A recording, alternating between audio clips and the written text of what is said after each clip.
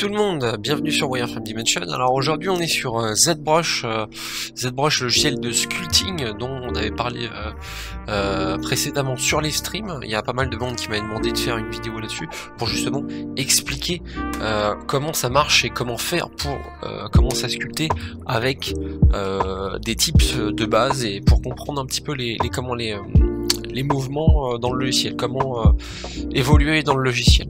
Alors tout d'abord on va voir vite fait l'interface, ce qui est vraiment nécessaire pour pouvoir comprendre le logiciel rapidement. Il y a des choses que je vous montrerai pas tout de suite, ça sera par épisode, comme ça vous laisse le temps justement de comprendre et d'assimiler ce qu'il y a à voir. Donc voilà, donc tout d'abord ici en premier lieu vous avez l'affichage de votre modèle qui va être ici, juste au centre, ici dans ce carré. Donc ça c'est vraiment l'écran principal du logiciel. Vous allez avoir sur le côté ici tout ce qui va toucher aux matériaux. Vous avez les matériaux ici. Vous allez avoir la couleur, ça c'est les deux petites couleurs que vous pouvez avoir quand vous switchez sur votre brush. Bon, ça c'est vraiment pas nécessaire pour le moment. Et là ça va être les brushes, ça va être ce qui va être tout ce qui est brush, tout ce qui est pour retoucher la modèle directement. Voilà. Ça va être dans la brush, ça va être comment la brush va réagir au niveau si c'est du spray, si ça va être plutôt conique dans l'appliquage de la broche. Voilà, donc ça c'est une partie qui est plus ou moins importante, qui est là sur le côté. Là vous allez avoir de ce côté-ci un panneau tool qui va vous permettre justement de venir sauvegarder et autres, venir toucher à vos modèles. Mais là pour le moment, pour démarrer justement notre modélisation, en premier lieu on va aller dans documents. Donc vous allez dans documents et on va recrop le background qu'on a juste ici, parce que là moi j'aime pas du tout ce truc ici, le truc noir, ça sert pas à grand chose parce que c'est pas très visible. Donc du coup on va baisser ici dans documents, on va aller dans back et on baisse le range et on va augmenter la taille, la dimension de notre écran. Moi je le mets en 1900 et quelques, voilà, parce que je fais du 1920 par 1080. C'est la dimension de pixels dans l'écran. Voilà, on va mettre à peu près ça. Hop, vous faites ça, et là normalement, vous verrez qu'en fait votre écran a carrément grandi et que c'est plus la même taille. Voilà, quand on a fait ça, pour avoir notre forme justement dans l'écran, on va aller directement là-dedans. Ici, vous allez avoir un nombre de géométrie pour commencer, et on va prendre la sphère 3D. On clique sur sphère 3D. Là, la sphère n'apparaît pas, c'est normal. Ce qu'il faudra faire, c'est cliquer sur l'écran, vous cliquez et vous tirez en restant appuyé. Et si vous voulez vraiment centrer, parce que là en fait, je peux tourner comme ça. Indéfiniment, et ça peut rester et pas être centré. Vous voyez, les polygones ne sont pas centrés du tout, et c'est pas cool. Donc ce qu'on va faire, c'est qu'on reste cliqué et vous allez appuyer sur la touche alors moi c'est là que j'appuie. Bon, vous appuyez sur Shift, et avec Shift en fait vous allez pouvoir bloquer la rotation pour que ça reste droit. Donc là vous relâchez tout. Et là normalement ça reste droit. Quand ça c'est fait, bon là c'est pas au niveau de l'écran. Quand ça c'est fait, vous allez dans Edit, voilà. Et là encore il va se passer un problème, il va vous dire voilà que c'est pas possible, qu'il va falloir convertir ce mesh en Make Polymesh 3D. Ok, pas de problème jusque là. Vous allez dans Make Polymesh 3D juste ici, voilà. Et vous cliquez. Et là normalement, vu que vous avez une broche qui est déjà appliquée, vous pouvez appuyer dessus et commencer à venir modéliser. La deuxième chose importante, ça va être comment se déplacer dans le logiciel, parce que là j'ai mon truc, il est pas du tout dans l'écran, il est à moitié coupé, et ça j'aime pas ça. Bah, ce que vous pouvez faire, c'est appuyer sur F. Voilà, comme ça il est recentré. Vous pouvez appuyer sur F, il n'y a pas de problème, et là c'est bon. Mais c'est pas fini. Là on a encore un problème. Le problème c'est que comment je me déplace dans le logiciel. Là donc ce que vous pouvez faire, c'est tourner.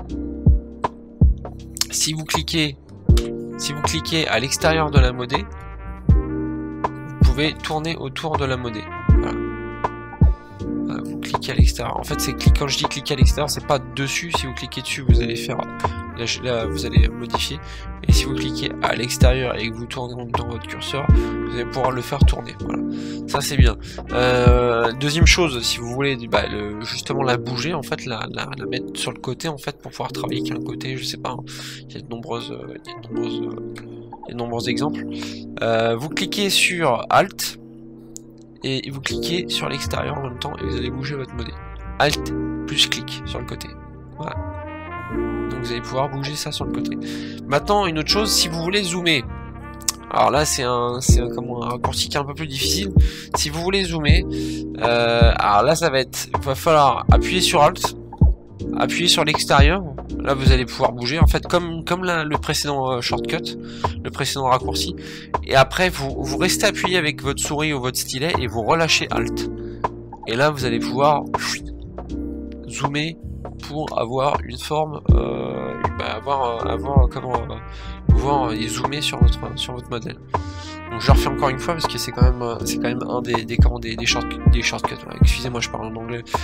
Des raccourcis qui est très important et qui est assez difficile à prendre en main. Vous appuyez sur Alt, vous cliquez à l'extérieur, donc là ça va vous permettre de bouger justement votre monnaie, mais vous relâchez Alt en restant cliqué avec la souris ou avec le stick. Voilà. Donc là on est bien, on a déjà vu donc comment se déplacer dans le logiciel. Voilà, là vous avez bougé, votre cam elle a bougé, là vous êtes le truc est carrément à l'envers. Vous voulez le remettre droit, vous appuyez sur F. Voilà, et en même temps, si vous voulez remettre vraiment droit, que les polygones soient droits en face de vous, vous allez cliquer à l'extérieur et vous appuyez sur Shift, et là il va se remettre droit. Ça dépend de la rotation, parce que vous pouvez le mettre dans certains côtés. Il peut se mettre en Z, en X, c'est les axes, les axes d'orientation. Donc là, il est positionné, il est droit. Alors une autre chose, là on a le matériau qui est rouge. Moi je conseille pas ça du tout pour commencer à travailler, parce que le matcap red on voit pas beaucoup de choses. Après libre à vous êtes libre de faire ce que vous voulez, mais moi c'est pas vraiment mon truc. Donc du coup ce qu'il va falloir faire, c'est utiliser le matériau qui est juste là. Vous cliquez en fait, et vous avez différents types de matériaux qui vont se présenter à vous. Vous allez avoir du chrome, vous allez avoir du droplet, du gold, vous allez avoir du matériau skin. Bon, skin c'est pour la peau. Vous allez avoir de la réflexion. Enfin, il va vraiment y avoir un large panel qui s'ouvre à vous de matériaux. Tac, skin shade. Vous pouvez, normalement, il me semble qu'il y a aussi il y a aussi un espèce de métal un peu oxydé qui est bien pour la sculpture. Quand vous faites de la sculpture pour faire un rendu avec une sculpture en métal. Enfin bon, il y a vraiment de quoi faire. Donc nous, ce qu'on va utiliser, et ce que je vous conseille d'utiliser, et que beaucoup de mes collègues utilisent, ça sera le matcap grey. Voilà. Utiliser le matcap grey, on est bien, on arrive à voir les détails, les ombres. Ça reste correct en termes de rendu et en termes de lumière. On est bien.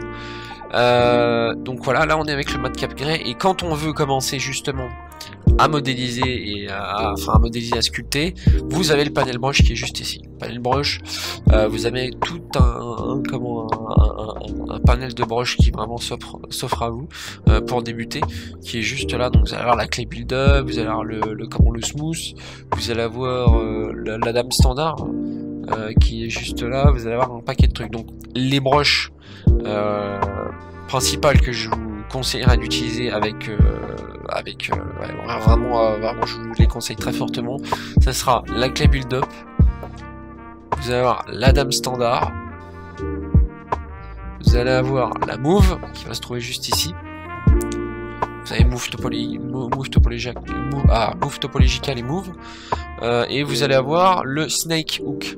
Le snake hook, ça va être une move un peu plus balèze, mais bon, je vais vous expliquer tout ça. Donc là, on va commencer à rentrer dans la modélisation. Et ce qu'on va voir en fait, c'est que là, on a une broche. Voilà, on a la standard broche qui est juste là. Et donc, si vous êtes avec des tablettes graphiques, vous verrez que plus vous appuyez, plus c'est fort. Plus plus vous appuyez et que vous relâchez, moins ça sera fort. Voilà, ça, tout le monde le sait, j'imagine.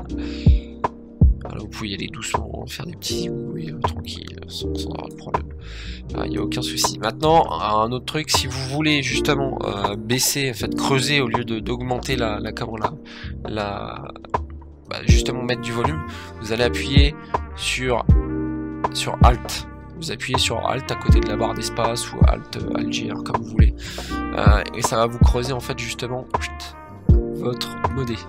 Alors là vous allez me dire ouais mais écoute c'est un peu dégueulasse en fait, il y a beaucoup de polygones, comment on fait pour augmenter? Bah écoute, je vais te montrer tout de suite. Là je présente les brushes tout d'abord. C'est vrai que à première vue quand on commence, quand on voit ça, il y a beaucoup de carrés, ça donne pas très envie de faire de la sculpture, mais bon, quand on commence il faut quelque chose avec des bases qui soient une base de topologie qui soit assez douce et assez low poly comme on dit, où il n'y a pas beaucoup de polygones. Donc en premier temps, quand vous commencez à modéliser, vous allez, enfin à sculpter, vous allez utiliser la move.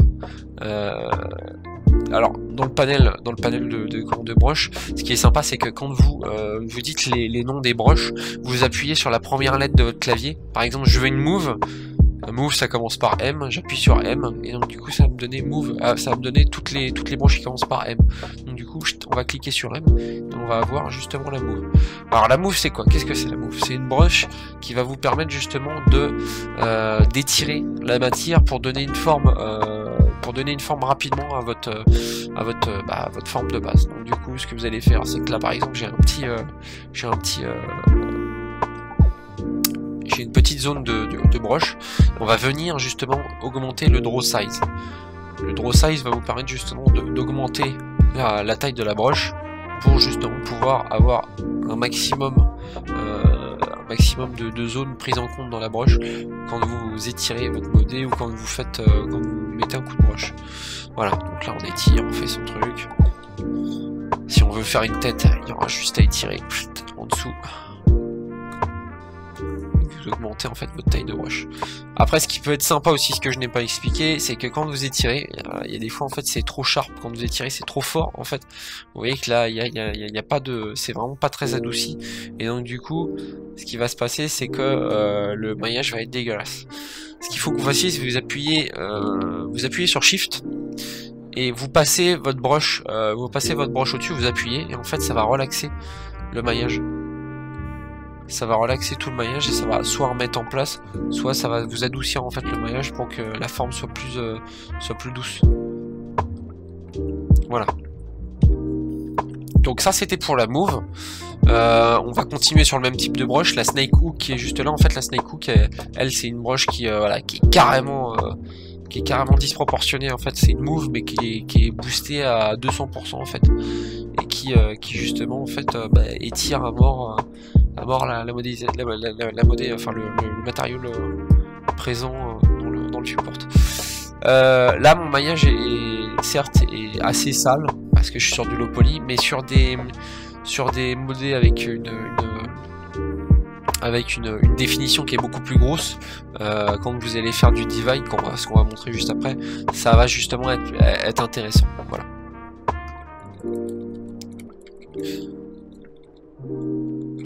Donc la snake hook, après vous avez la dame standard. Je vous montre vraiment les broches que vous allez pouvoir utiliser, et celles qui sont les plus utilisées. La dame standard, ça va être une broche qui va vous permettre de creuser, mais qui va permettre de creuser vraiment fort. En fait, c'est une broche. Vous imaginez en fait que vous creusez en fait avec un crayon en fait. C'est avec une pointe très fine et c'est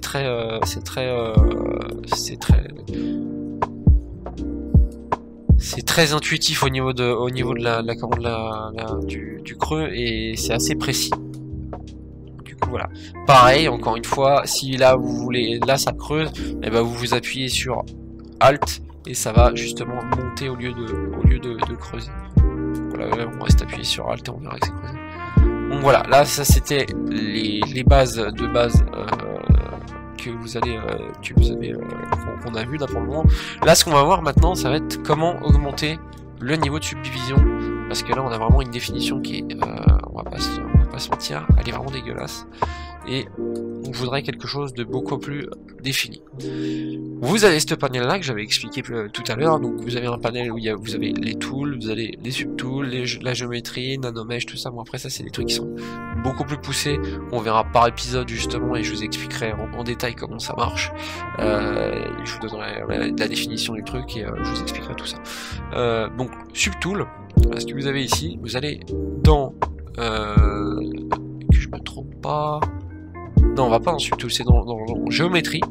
Vous allez dans géométrie, et là vous avez un panel qui est juste là, le panel haut, et vous avez un bouton qui s'appelle divide. Donc en gros, ça va vous permettre de subdiviser, de diviser le mesh en fait, ce qui va vous permettre d'augmenter en fait vos niveaux de polygone. Donc là, on a actuellement, là ici, total point, on est à 8066. Là, on a une définition qui est quand même vachement low, et on va faire divide, et là on va augmenter notre définition au fur et à mesure. Vous avez les niveaux de subdivision là, on était au niveau 1, on passe au niveau 2, niveau 3, niveau 4, niveau 5, 6 et 7. Moi, personnellement, je vais pas au-dessus de 7. Je vais pas au-dessus de 7 parce que là, 7 c'est horrible parce que c'est très gourmand au niveau de la ressource, mais le maximum que je vais c'est 6, et encore des fois c'est un peu tendu. À vous de voir, faites très attention au niveau au niveau des ordinateurs que vous avez, en fonction de la RAM, il y a des fois l'ordinateur il aime pas trop. Donc voilà, là on voit qu'on a carrément une définition qui est totalement différente, et là on voit vraiment les détails de quand j'utilise une broche, ce que ça fait directement. Voilà, et là on peut vraiment venir faire du détail et ça prend vraiment tout son sens. Donc là si j'utilise le smooth, vous verrez correctement ce que ça fait en fait le smooth. Là ça vient vraiment adoucir la forme qu'on vient de faire. Vous pouvez faire de la texture de peau, vous pouvez faire vraiment tout ce que vous voulez. Il y a des exemples différents, il y a un tas d'exemples différents. Voilà, donc encore une fois pour smoother, vous appuyez sur Shift et vous venez par-dessus ce que vous avez fait. Voilà. Donc encore une fois pour le divide, n'hésitez pas à monter au fur et à mesure que vous grimpez dans les détails. Pas besoin de taper directement dans du niveau 4 ou du niveau 5. Restez au 1 ou 2 pour commencer, pour étirer vos formes, pour commencer à mettre en place la forme de base de votre personnage ou de ce que vous voulez faire. Voilà. Là pour le moment, là, on est bien. La dernière chose que je pourrais les dernières choses que je pourrais vous montrer qui sont intéressantes, c'est que quand vous avez une modée et que vous faites la forme de base, généralement on a une topologie qui va être vraiment étirée, qui va être pas correcte et qui va pas fitter correctement, qui va pas être fitté, ça veut dire vraiment être dessus, le wireframe va pas être correct par rapport à la forme, donc du coup ça va être un gros problème. Là vous voyez c'est carrément déformé, c'est sale, et j'aimerais en fait que ça soit propre. Alors vous allez me dire ouais mais on peut utiliser le move, ouais mais là c'est pas pareil, là c'est encore autre chose. Là si je veux garder cette forme là, en fait imaginons que je veux garder cette forme là, je trouve que la forme est belle. Ce qu'on peut faire en fait, c'est refaire en sorte que l'ordinateur recalcule le maillage correctement pour que ça puisse être propre. Et donc là ce que vous allez faire, c'est que vous restez dans le panel géométrie et vous allez demander qu'il vous fasse un Z-Remesh. Voilà, le Z-Remesh, juste ici, et vous faites Z-Remesher. Et vous cliquez. Il va prendre du temps parce que ça charge. Et hop, il vous refait une topologie. Alors là, on pourra voir mieux la topologie directement dans le Line, Fill and Polyf. Vous cliquez dessus et normalement ça va vous mettre votre polyframe. Et là, en fait, vous verrez que si on revient en arrière, on a notre topologie qui est dégueulasse, et si on revient en avant, ding, il a refait la topologie correctement. Il a essayé de faire en sorte que la topologie soit correcte par rapport à la forme qui a été faite. Voilà. On a déjà, voilà, pour sculpter déjà vous êtes pas mal. Là on a déjà les bases de chez base. Voilà, c'est le strict minimum. Et ce que vous pouvez faire, donc du coup, si par exemple vous voulez rajouter une petite une petite monnaie en plus, vous allez dans Subtool, donc là vous étiez en géométrie, vous allez dans les Subtools qui sont juste ici, et vous allez pouvoir justement append, rajouter en fait ce qu'on appelle le Subtool, c'est les géométries qui sont là. Vous voulez rajouter par exemple une sphère ou un cylindre, et vous cliquez. Vous allez cliquer et là il va vous dire ouais bon ok là mais t'es toujours sur cette forme là, tu peux pas travailler sur le cylindre. Alors vous avez deux options, soit vous appuyez, vous cliquez dans les Subtools sur le cylindre, donc là ça, vous allez pouvoir justement modifier le cylindre, soit vous êtes des pros et vous voulez aller plus rapidement et vous faites Alt et vous cliquez sur le cylindre deux fois ou une fois ou trois fois, ça marche, et des fois ça marche pas, des fois ça marche, et là donc du coup ça va vous amener directement sur le cylindre, pas besoin de repasser par le panel, vous cliquez sur Alt, et c'est parti, et là ça marche pas, voilà, c'est bon.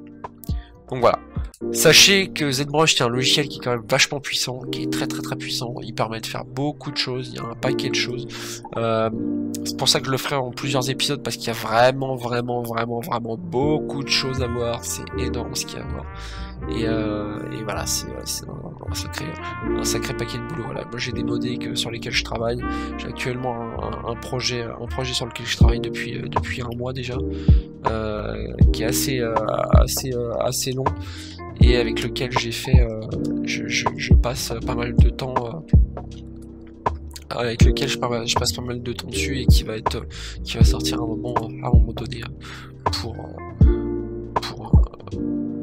la modée, enfin pour des trucs. Sachez qu'il y aura beaucoup d'épisodes, il y aura plusieurs épisodes. Je sais que malheureusement il y a des gens qui sont là sur ma chaîne pour le dessin, et je trouve que c'est aussi sympa de découvrir ce qui est possible de faire sur la 3D. Sachez que la chaîne est vachement axée, de toute façon vous savez elle est axée artistique, donc on va voir un petit peu tout ce qui est possible de faire avec différents logiciels, et l'étendue en fait des possibilités qu'il peut y avoir avec différents logiciels. Même si vous ne les connaissez pas, c'est toujours sympa de voir un petit peu ce qui se passe. Voilà. Mais écoutez, j'espère que cette vidéo vous aura plu. Il y a un dernier truc que je ne vous ai pas expliqué, et ça c'est un gros souci de ma part, c'est un gros problème, c'est comment sauvegarder. Voilà. Comment sauvegarder, vous allez sauvegarder avec le panel Save As qui se trouve juste ici. Vous allez dans Tool, vous cliquez dessus, vous faites Save As, et là en fait vous allez sauvegarder le tool, c'est l'ensemble du projet avec les différentes modées en fait que vous allez avoir. Vous cliquez, vous êtes en ZTL, voilà, ça va être le format ZTL, vous mettez le nom du fichier, vous faites enregistrer, et hop, voilà, c'est terminé. Écoutez, voilà, si vous avez des questions, n'hésitez pas à les mettre en commentaire, il n'y a aucun problème, je suis dispo. Si vous avez des questions, n'hésitez pas à aller sur Discord pour me les poser. Je vous souhaite une très bonne journée, et à bientôt sur Wireframe. Ciao.